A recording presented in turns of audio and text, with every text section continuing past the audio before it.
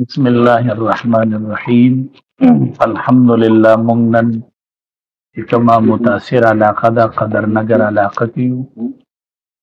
او الحمدلله مونږ نن تاسو چې مونږ سره کوم دي خلکو تعاون کړی و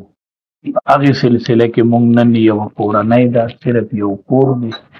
هغې له د ټول کور د سامان انتظام وکړو.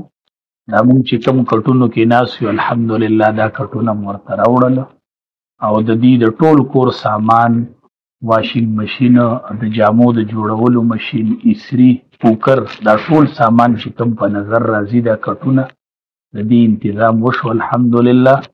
زما عام خلقو ته یو مشوره ده چې کوم خلق د دې خلقو سره تعاون کول غواړي نو په ځای د دې چې یو ګاډی راشي یو کور ته یوه تروړه ورکړي د یو کور پې کار نه کېږي.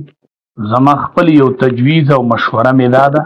چې تاسو د یو کور انتظام وکړئ په ځای د دې چې تاسو په 10 کورونو یو څیز تقسیم کړئ نو هغه د یو کور کار پې ونشي. نو د 10 کورو په ځای د یو کور انتظام کوئ چې د هغې کور مکمل انتظام کېږي. الحمدلله